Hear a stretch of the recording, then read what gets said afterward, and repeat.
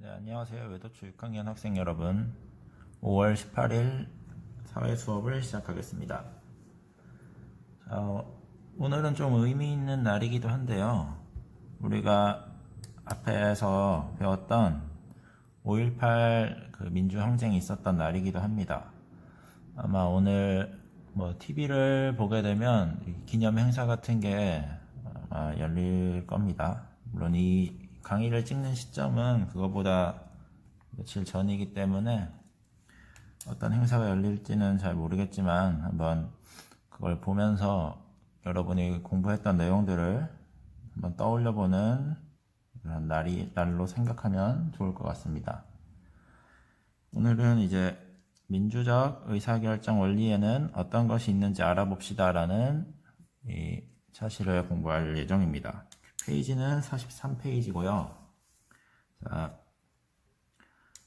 여기 저번 시간에 배웠던 이제 님비 현상과 핀피 현상 이런 관련된 내용이 나오고, 오늘은 좀 알아둬야 할 내용이 민주적 의사결정 원리에 이제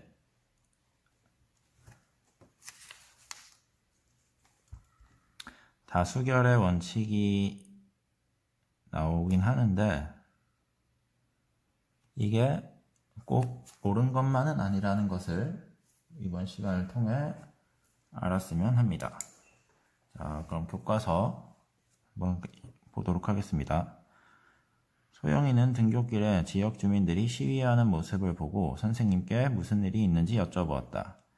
선생님께서는 시청에서 지역 주민들의 동의 없이 우리 지역에 쓰레기 매립장을 건설하려고 해서 주민들이 반대하고 있다고 말씀해 주셨다. 자, 여러분은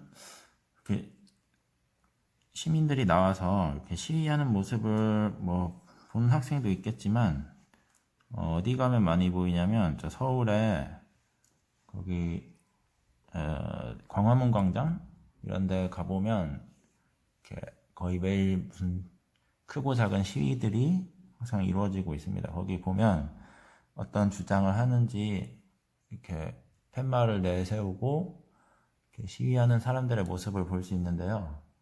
이제 그럴 때 지나가면서 저것도 이제 민주적 의사결정을 하기 위해서 저런 요구를 하는 건가 이런 생각을 하면서 지나가면 되겠습니다.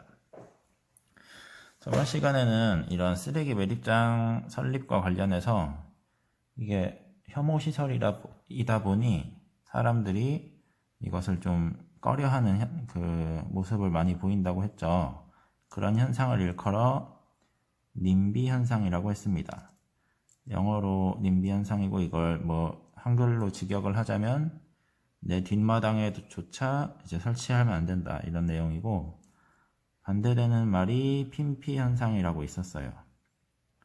그러니까 좋은 선호시설에 대해서는 우리 앞마당에 설치해 주세요. 이런 한글 직역의 이런 뜻입니다. 그래서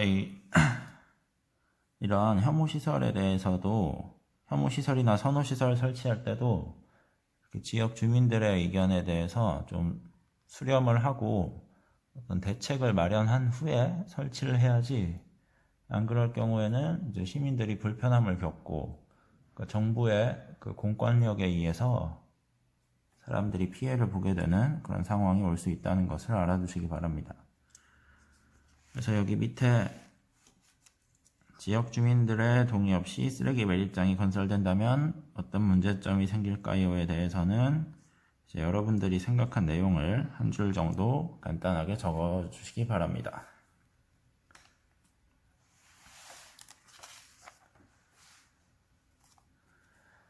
자, 이제 다음 장으로 넘어가려고 하는데요.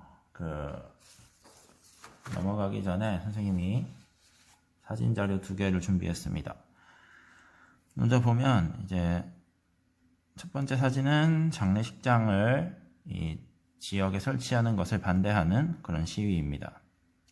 아무래도 장례식장 하면 떠오르는 이미지가 죽은 사람을 이렇게 기리는 자리지만, 내 집 주변에서 누군가 죽은 것에 자꾸 이렇게 죽은 사람들이 거기 오게 되고 거기서 이제 장례식을 하는 걸 생각하다 보면 아무래도 좀 꺼림칙한 느낌이 있죠. 그래서 사람들은 장례식장이 집 주변에 설치되는 것에 대해서 별로 달가워하지 않습니다. 그래서 이 지역 주민들이 이렇게 반대하는 모습입니다. 이것도 아마 이렇게 어떤 협의가 잘 되지 않았기 때문에 이렇게 시위를 하는 것이라고 볼 수 있죠. 그리고 두 번째 사진은 이게 최근 나온 뉴스인데요. 이게 어떤 시설이냐면 이제 방사광 가속기라고 해서 이렇게 빛을 이용해서 어떤 물질을 생성하거나 아니면 뭐 현미경보다 훨씬 잘 보이는 그런 뭐 시설을 이렇게 말합니다. 이게 설치가 되면 이게 설치 비용이 우리나라 돈으로 1조 원인데 이제 경제적인 효과는 뭐 13조 정도 된다고 하더라고요. 그러니까 이 시설로 인해 인근에 뭐 사람들이 많이 몰리게 되고 일자리도 생기고 뭐 주변에 그럼 자연스럽게 뭐 숙박업소나 뭐 식당 같은 상권이 형성이 되겠죠.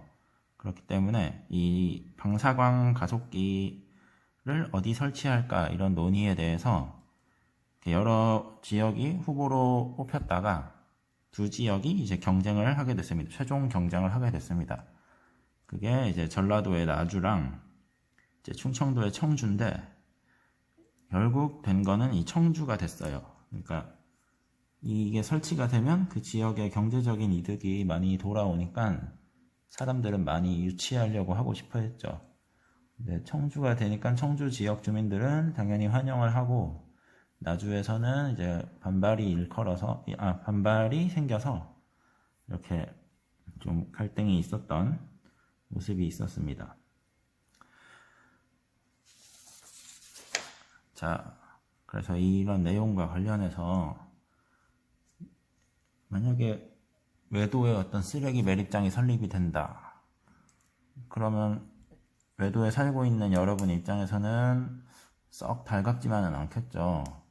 그러니까 항상 뭐 창문을 열면 뭐 쓰레기 태우는 냄새가 날 것이고 뭐 그로 인해 뭐 지하수가 오염될 수도 있고 뭐 이런 피해를 볼 수 있기 때문에 이런 문제는 이제 정부에서 독단적으로 결정을 해서 설치하는 게 아니고 지역 주민들과 이렇게 상의를 해야 됩니다.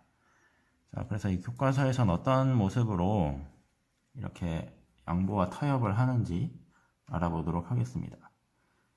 자, 소형인의 지역에서는 쓰레기 매립장 건설 문제를 해결하려고 주민회의가 열렸다. 주민회의에는 주민대표와 시장, 시청공무원, 시의회 의원이 참석해 이 문제를 어떻게 해결하면 좋을지 논의했다. 자, 시청공무원.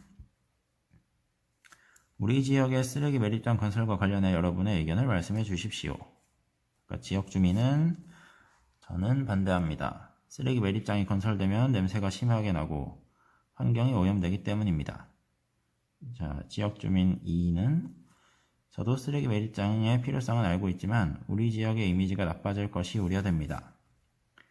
이것에 대해서 이제 시장이 쓰레기를 깨끗하게 처리할 수 있는 첨단 시설을 갖추면 냄새나 오염을 방지할 수 있습니다. 그래서 시의원은 제가 설문조사를 한 결과 우리 지역에 부족한 시설이 많았습니다. 쓰레기 매립장을 만드는 것과 함께 우리 주민들에게 필요한 것을 만들면 어떨까요? 라고 하자 지역 주민 3은 저도 그 의견에 동의합니다. 우리 지역에는 사람들이 편히 쉴 수 있는 공원이 없습니다. 시장은 그렇다면 쓰레기 매립장과 함께 지역 주민들이 편히 쉴 수 있는 공원을 만들어 드리겠습니다. 그럼 이제 시청 공무원과 지역 주민들이 뭐 어느 정도 타협점을 찾았다. 그래서 쓰레기 매립장 건설함과 동시에 공원을 만들겠다. 뭐 이런 합의를 했습니다. 자, 그래서 여기는 간단하게 소형인의 주민회의에서 대표자들은 대화와 토론을 거쳐 양보와 타협으로 문제를 해결했다라고 하는데 실제로는 이렇게 간단하게 해결되지 않습니다. 훨씬 더 복잡하고 오래 걸립니다. 쓰레기 매립장이라는 게 설치된다는 것이 이게 단순히 뭐 어떤 시설 하나가 들어온 수준이 아니고 그 동네 주변에 땅값도 무조건 떨어지게 되고 환경오염도 심할 뿐 아니라 이 사람들이 거의 살지 못할 수준의 그런 냄새가 많이 나게 됩니다. 그렇기 때문에 뭐 돈을 엄청 많이 들여서라도 냄새랑 오염을 방지할 수 있는 대책을 충분히 마련하고 그 이후에 그 주변에 편의시설을 엄청 많이 늘려줘야 이제 사람들이 그나마 좀 살 수 있는 그런 환경이 될 수 있습니다. 그렇기 때문에 이 교과서에서처럼 이렇게 쉽게 되진 않지만 어쨌든 지금 어딘가에는 이런 시설이 설치돼야만 이제 사회에서 배출되는 쓰레기가 그 처리가 될 것이기 때문에 이것은 불가피하게 설치할 수밖에 없는 시설이고, 그래서 지역 주민들도 뭐 양보와 타협을 이제 한다고 나와 있습니다. 자, 근데 이런 양보와 타협이 안 될 경우에는 그 민주사회에서 가장 많이 쓰는 방법이 다수결의 원칙인데 이것에 대해서 한번 알아보도록 하겠습니다. 45페이지고요. 자, 하지만 소형인의 지역의 사례와 같이 언제나 대화와 토론을 거쳐 양보와 타협에 이르는 것은 아니다. 양보와 타협이 어려우면 사람들은 다수결의 원칙으로 문제를 해결한다. 자, 이게 아까 선생님이 말했던 말이죠. 이런 문제는 이렇게 간단하게 해결되지 않습니다. 현실에서는. 그렇기 때문에 사람들이 다수결의 원칙을 해봅시다 이렇게 하는데 이건 굉장히 위험한 선택이라는 걸 좀 알아두시기 바랍니다. 다수결의 원칙이란 다수의 의견이 소수의 의견보다 합리적일 것이라고 가정하고 다수의 의견을 채택하는 방법입니다. 이 문장에 이 다수결의 원칙에 흠이 있다는 게 나옵니다. 확신 있게 말하는 게 아니고 합리적일 것이라 가정하고 이렇게 추측성으로 가능성을, 이게 안 좋을 수도 있다는 가능성을 내포하고 있는 원칙입니다. 사람들은 다수결의 원칙에 따라 쉽고 빠르게 문제를 해결하지만 소수의 의견도 존중해야 한다 이렇게 나와 있습니다. 하지만 현실에서는 다수의 의견이라고 해서 소수의 의견을 무시하는 경우가 굉장히 많다는 것 알아두십시오. 이게 왜 문제가 되냐면 예를 들어 어떤 A라는 지역이 있어요. A라는 지역 안에 쓰레기 매립장을 설치를 해야 돼요. 근데 그 안에는 가라는 동네도 있고 나라는 동네도 있고 다라 뭐 이런 동네가 있다고 해봅시다. 근데 이 중에서 이제 어떤 지역을 이제 쓰레기 매립장으로 정하자 이런 의견이 나와서 투표를 합니다. 근데 여기서 나는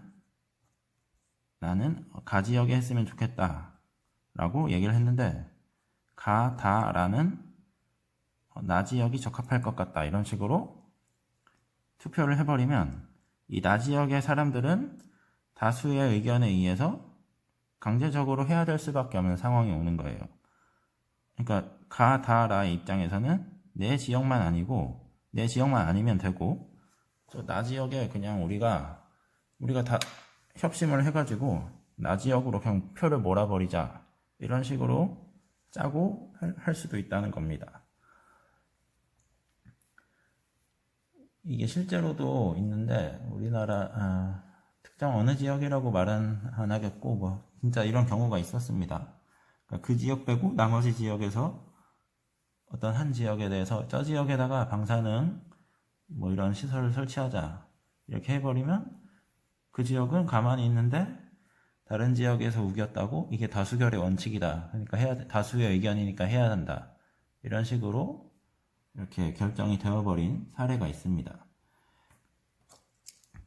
그래서 이렇게 이런 경우를 사회학적인 말로 다수의 횡포라고 합니다. 그러니까 어떤 한 사람을 쉽게 말해서 약간 따돌리고 나머지 사람들이 이제 다수결의 원칙이 합리적인 것이다 라고 우기면서 우리가 다수가 정한 의견이니까 따라야 한다 이런 식으로 이렇게 해버리면 안 된다는 것 알아두시기 바랍니다. 근데 현실에서는 이런 경우가 굉장히 많다는 것도 알아두십시오. 그리고 이게 옳지 않다는 것도 이번 시간에 좀 알고 넘어가시면 되겠습니다. 자, 그래서 일단 다수결의 원칙을 사용하는 사례에서 보면 오늘은 뭐 가정에서는 이게 예시입니다. 오늘 어디로 놀러 갈지 다수결로 정해볼까? 하면 뭐 여기 왜 좋아요라고 나오고 그 다음에 뭐 얘는 뭐 산으로 가고 얘는 뭐 바다로 가고 얘는 산으로 가고 하면 뭐 산이 좋겠다 이런 식으로 정해지겠죠. 근데 다수결의 원칙에서는 가장 중요한 게 소수의 의견도 존중을 해야 한다는 겁니다. 그래서 여기서도 보면 뭐 얘가 바다로 간다고 했으면 뭐 다음번엔 바다로 가자 이런 식으로 결정을 내리는 게 좋겠죠. 그러니까 다수의 의견만 따르지 않고 소수의 의견에도 귀 기울이는 게 민주시민의 자세라는 것도 알아두시기 바랍니다. 그리고 가장 대표적인 다수결 방법이 선거죠. 선거는 뭐 말 그대로 여러 후보 중에 가장 많은 표를 얻은 사람이 당선이 되는 그런 제도죠. 그래서 뭐 반장 선거도 마찬가지고 정기 어린이회장 선거도 마찬가지고 항상 다수결로 결정을 합니다. 자, 여기서도 선생님 생각으로는 만약에 당선된 사람이 있으면 당선자가 있고 그 다음에 이제 탈락한 사람이 있겠죠. 일반적인 선거의 모습에서는 당선자의 의견만 반영이 되고 탈락한 사람은 이제 기억에서도 지워지고 뭐 이 사람의 의견은 이제 거의 무시당합니다. 하지만 정말 그 민주 사회를 위해 그 올바른 사회를 만들고자 한다면 탈락한 사람의 의견 중에서도 좋은 의견은 이렇게 수렴할 수 있는 그런 자세를 가지는 것도 좋을 거라고 생각을 합니다. 그다음 뭐 밑에는 이제 학급 회의로 이제 안건을 결정하는 모습이 나오죠. 뭐 체육대회 종목을 정할 때 뭐 축구, 피구, 뭐 달리기 이렇게 나와 있는데 이것도 일단 다수결을 하는 이유가 이 세 개를 다 할 수 있다면 다수결로 결정할 필요가 없겠죠. 하지만 뭐 시간은 한정되어 있고 뭐 시간이 한정되어 있거나 장소가 한정되어 있기 때문에 꼭 그 중에서 한두 개 정도만 골라야 한다. 뭐 그런 불가피한 상황이 발생했을 때 어쩔 수 없이 하는 방법이 이런 겁니다. 그래서 여기서 뭐 축구와 피구를 하게 됐으면 뭐 다음 체육 시간에는 뭐 달리기를 그냥 해보자 뭐 이런 식으로 소수의 의견까지 존중하는 방법이 있다는 것도 알아두시기 바랍니다. 자, 원래 이런 내용들은 이제 여러분이 뭐 직접 그 다른 친구들과의 관계 속에서 어떤 상황 판단을 하고 그 안에서 이제 뭐 대화를 하고 이런 과정에서 습득을 할 수 있는 내용인데 이렇게 솔직히 온라인으로 선생님이 설명한다고 이 내용이 잘 전달될 거라고 생각하지는 않습니다. 하지만 뭐 상황이 상황인 만큼 이런 방법들이 있다는 방법적인 내용만 일단은 습득을 하고 이후에 여러분이 개학을 하거나 아니면 뭐 중학교, 고등학교로 진학을 했을 때 뭐 이때의 내용들을 조금씩 기억을 떠올리면서 민주시민의 자세를 갖추었으면 합니다. 선생님이 이제 영상 하나를 또 첨부를 하니까 그것도 잘 보시고 이제 오늘 사회 수업은 여기에서 마치겠습니다. 다음 시간에는 이제 민주적 의사결정 원리에 따라 문제를 해결해 봅시다 라는 게 있는데 이거는 2시간 동안 할 겁니다. 그래서 여기 그 이때는 과제가 하나 나갈 거니까 그것도 좀 알아두시기 바랍니다. 그래서 오늘 사회수업은 여기서 마치겠습니다.